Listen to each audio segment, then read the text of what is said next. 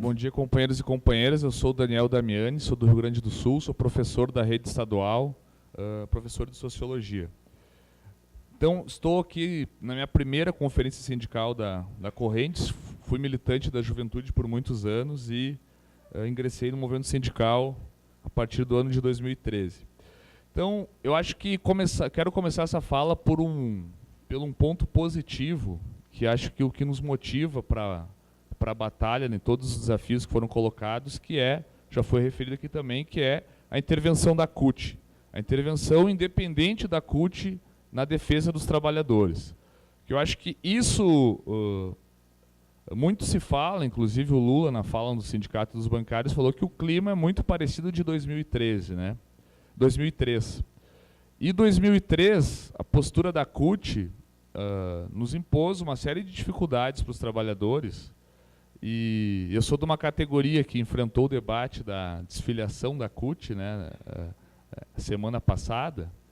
E os argumentos que usam para dizer que a CUT traiu os trabalhadores é lá a reforma da Previdência. O único argumento sólido é a reforma da Previdência, que a CUT vacilou e titubeou, né, naquele momento, não fez o combate naquele momento. E o ponto positivo dessa conjuntura, se tudo está muito parecido, a CUT está tendo uma intervenção independente. Eu acho que isso, e pelas falas dos companheiros, parece que essa é a postura mesmo da direção e de vários campos, vários setores. Porque eu acho que isso é a postura de quem está vivendo e quem está por dentro do momento político do país e está sentindo, está com contato direto com a nossa base social, com a classe trabalhadora.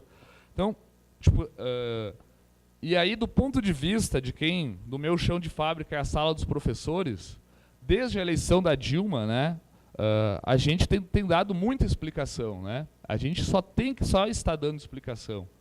Tudo que a gente faz é dar explicação para as coisas que o governo faz.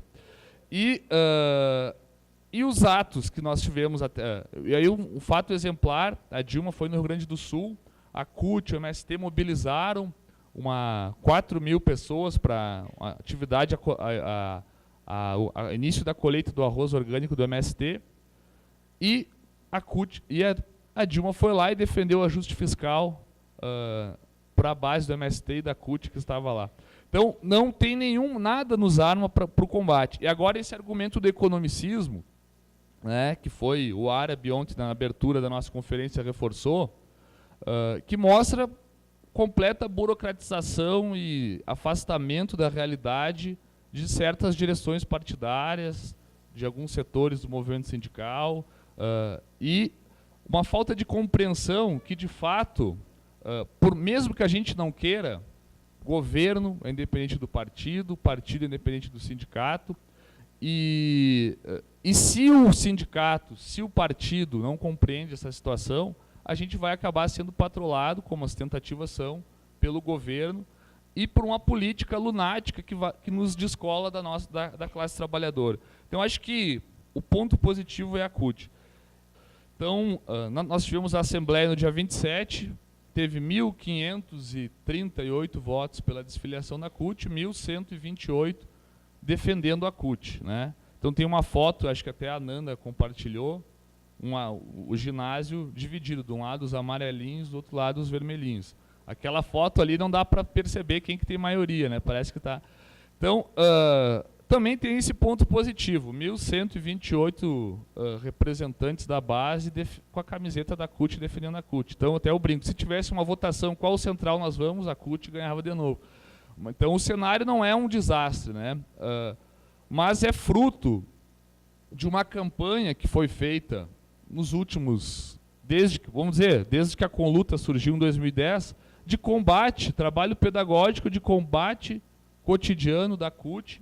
Então, nós vencemos a eleição da direção dos CEPERS no ano passado e tinham basicamente 3 chapas principais, né? A nossa chapa defendendo a nossa política, identificada com a CUT, aliados da CTB. Tinha uma chapa que era o grosso, digamos assim, da antiga direção, que era da Rejane, defendendo o seu programa. E tinha uma terceira chapa, que focou o seu trabalho na desconstituição da CUT. Então a CUT vem sendo atacada na categoria há muitos anos. E não foi feito, e não teve o contra-ataque, o contrafogo, né? Então, por lado, porque o setor, para concluir, da CUT pode mais, acabou, alguns, inclusive a própria Rejane, aderiu à política do PSTU, não ingressou no PSTU, mas está aplicando a política do PSTU, não dava o contrafogo para o ataque à CUT, e a articulação sindical também na base, muito perdida, também não conseguiu, não defendeu. Então, acho que faz o quê? Faz desde dezembro que nós mobilizamos a nossa base para defender a CUT, estamos fazendo debate. Perdemos a Assembleia, mas eu acho que não foi uma derrota tão ruim. Nos coloca num cenário muito difícil, muito complicado, mas também nós conseguimos organizar a nossa tropa para o combate. E o nosso espírito é que, bom, agora vai ter o contrafogo, agora nós vamos mostrar quem são esses caras aí que lideraram esse movimento com a aliança com a direita para atacar a principal ferramenta hoje de lutas da classe trabalhadora, que é a Central Única dos Trabalhadores. Obrigado. Bom dia, companheiras e companheiros. Eu sou a Guida, sou servidora pública municipal de Campinas e eu estou também na direção executiva da Confetam, que é a confederação que reúne os trabalhadores municipais da CUT. Com relação a essa questão da discussão da 151, dentro da Confetam, já se tem assim, muito bem pacificado o pouco interesse do governo em ratificar, em regulamentar essa convenção que já está ratificada, né? Aí, dialogando aí com o companheiro, acho que foi o Ismael que falou, né, do como que anda as negociações coletivas aí nos municípios, e os enfrentamentos, a organização sindical, a gente tem enfrentado vários desafios, e que não são poucos, né? Desde avanços da terceirização assim, a passos largos. Em Campinas mesmo, o governo lá apresentou da noite para o dia, que foi numa sessão à noite, aprovou uma sessão extraordinária para o dia seguinte, um projeto de terceirização em 7 segmentos do setor público. Educação, saúde, vai ser tudo terceirizado a partir das OS, né? A questão também muito séria que a gente tem discutido é com relação às práticas antissindicais. E, principalmente, diga-se de passagem, isso ocorre muito em administrações do PT. A relação dos prefeitos petistas com o funcionalismo público, a gente tem visto, é muito ruim, né? E vários outros debates na Confetam a gente tem feito com a questão da precarização, das condições de trabalho, falta de investimento, enfim. E na Confetam, um dos desafios, né, a gente sabe que tem muitos, mas um dos desafios é esse, é fazer o governo entender a importância que se tem a regulamentação da 151, que garante a negociação coletiva, né, no setor público. Esse é um dos elementos. Bom, a minha segunda parte aqui gostaria de falar um pouco sobre essa questão do nosso texto, enfim, sobre essa questão que a Jandira trouxe aqui. Eu acho que o nosso texto é um texto muito bom, é um texto que faz uma avaliação séria, crítica, né? A gente não coloca aqui flores, né, na discussão, a gente não vem com aqueles elementos da estatística para poder camuflar o que está acontecendo. Eu acho que a gente faz um debate sério. Não quero aqui, polemizar com alguns temas, mas acho que é importante a gente colocar. Em São Paulo, a gente discutiu, na nossa conferência lá sindical, a gente discutiu esse tema que fala sobre o desenvolvimento da indústria. Eu entendo que, de fato, é importante que se tenha um programa como esse, mas eu acho também que é necessário que a gente faça um estudo para se aprofundar nesse tema, né? A minha preocupação é porque, quando a gente coloca fortalecimento das empresas nacionais, né, nós não podemos deixar de lembrar que as empresas nacionais, né, que esses meios de produção, está na mão de um setor, né, e esse setor, ele nunca foi um setor nacional que esteve, de fato, comprometido com o projeto nacional, sempre teve submetido, historicamente, a gente sabe que a burguesia nacional sempre teve submetido aos interesses imperialistas.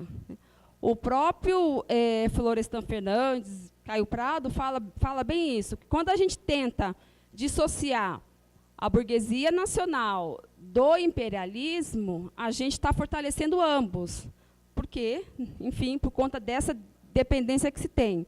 Então, assim, não quero polemizar sobre esse tema, mas eu acho que a gente tem que tomar um pouco de cuidado e colocar sinais aqui, como que vai se dar esse fortalecimento, qual que é a contrapartida disso.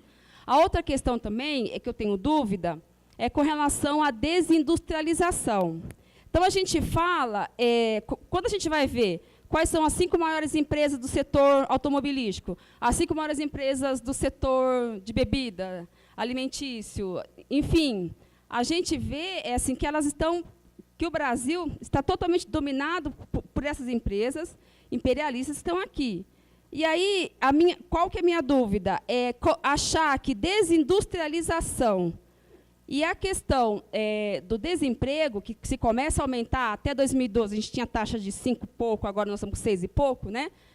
Se isso é desindustrialização mesmo, ou se a velha alternativa do capital de recuperar os seus lucros, que é a partir do desemprego. E aí, também, terminar o seguinte, a gente sabe, até estava discutindo ontem um pouco com a Jandira, tá, eu já estou encerrando, a gente sabe muito bem assim, dessa questão de ter saído muito trabalhador do setor público, do setor privado, para o setor de serviços. Né? Eu acho que a gente também tem que fazer um debate sério, o que é ser proletário, né, nesse país? É aquele que acaba praticando a mais-valia mesmo, né? Aquele que é explorado.